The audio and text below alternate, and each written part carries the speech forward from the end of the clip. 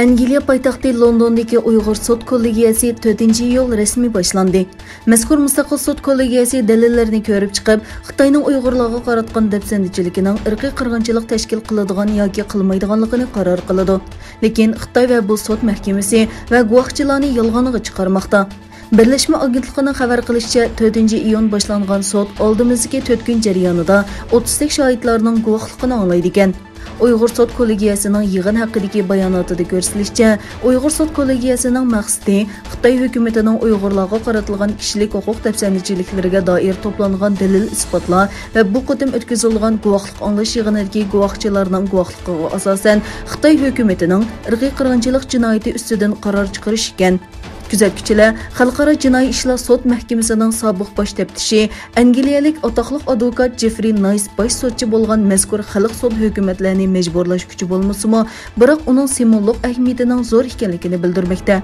Advokat Jeffrey Nice ilgari sobiq Yugoslaviya Federatsiyasi bilan keyinchi Sibiriya Jumhuriyatining sobiq prezidenti bo'lgan Slobodan Milosevichni Balqon urushida paydo qilgan fojialari sababli xalqaro jinoiy ishlar sudida javobgarlikka tortilishida yetakchilik rol o'ynagan.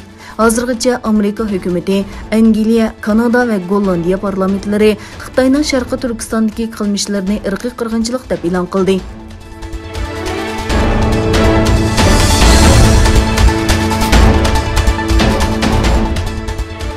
Yevropa İttifaqı komiteti bayonotchilarining biri bo'lgan Nabila Masali Xitoyda Tiananmen voqeasiga chetishlik qo'lga ilinganlarning qo'yib berilishi kerakligini o'tirg'a qo'ydi va Uyg'urlarga qilingan muomalaga bo'lgan cho'nqur andishini bildirdi. Bayonotchi mundaq dedi: Yevropa İttifaqı 1989-yildagi tinch va demokratik namoyish va ularning ziyonkashlikka uchraganlarni yod etish bilan birga Xitoy doiralaridan bu voqealarga munosabatlik yoki xotirlik sababidan qo'lga ilingan kishilar va kishilik huquq qo'g'dovchilarni darhol va shartsiz qo'yib berishni talab qiladi. Masali xotirlash murosimining Xitoy virusiga qarshi turish tadbirlari ruxsat qilgan doirada o'tkazilishi kerakligini ta'kidladi. G'ayri rasmiy sonliq ma'lumotlarga qaraganda 1989-yili 4-oyda boshlangan va 4-iyungacha davomlashgan, oxirida poytaxt Beyjingdagi Tiananmen maydonida zo'rlik bilan bostirilgan voqealarda 2000 dan ortiq odam hayotidan ayrilgan. Bayonotchi Masali Xitoyning Uyg'urlarga tutgan muomalasi to'g'risidagi bir savolga mundaq javob berdi. Yevropa İttifaqı ham ommaviy bayonotlarida, ham Birlashgan Davlatlar Tashkiloti kishilik huquq kengashida, shundaqla Xitoy doiralari bilan ko'rishganda, siyosiy qayta tarbiyalash lagerlari va fuqarolarning diniy e'tiqod erkinligiga chek qo'yish masalasida oshkora va ko'p qatim ig'ir andishalarini bildirdi.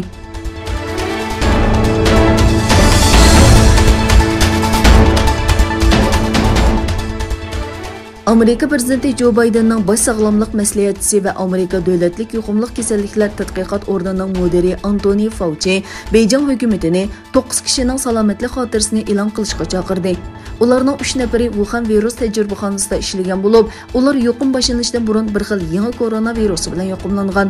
Biden axborot o'rinlariga koronavirusning tajribaxonada ishlab chiqarilganligi va hayvondan insonlarga tarqalganligi haqidagi qarashlarni tekshirish uchun 90 kun vaqt bergandan keyin Amerikada virusning kelish manbasi to'g'risidagi munozara yana avj oldi. Fauci 3 tajribaxona xizmatchisidan boshqa 6 kishining 2012-yili Shaparang o'nkiriga kirgan, ondan o'pka yollig'iga giribtor bo'lgan qoni ishchilari ekanligini, koronavirusning manbasi deb qaralgan bu o'nkirdan ilingan avrishkilarning Wuhan virus institutida saqlanganligini o'tirg'a qo'ydi.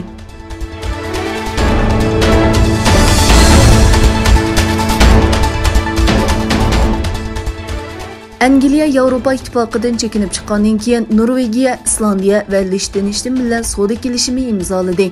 Angliya hukumati e'lon qilgan bayonotda Angliyaning Norvegiya, Islandiya va Liechtenstein bilan savdo kelishimi imzolaganligi umumiy savdo summasining 21 milliard 600 million fond sterling ekanligi o'tirg'a qo'yilgan.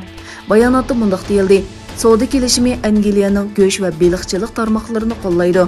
Angliya shirkatlari bu davlatlarda 200 million fond sterling atrofida oshkora xaridor chaqirishga qatnashsa bo'ladi.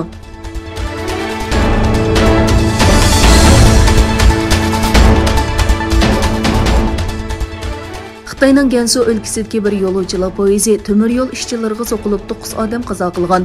Xitoy Kommunistik partiyasining rasmiy organlarining biri bo'lgan Yer shari vaqt gezitining xabariga qaraganda, Urumchidan Zhejiang o'lkasining Hangzhou shahriga mang'an poyez shu yer vaqti soat 5 dan 19 minut o'tganda Gansuning Jinchang shahridagi temir yo'l ishchilarini so'qib o'tgan.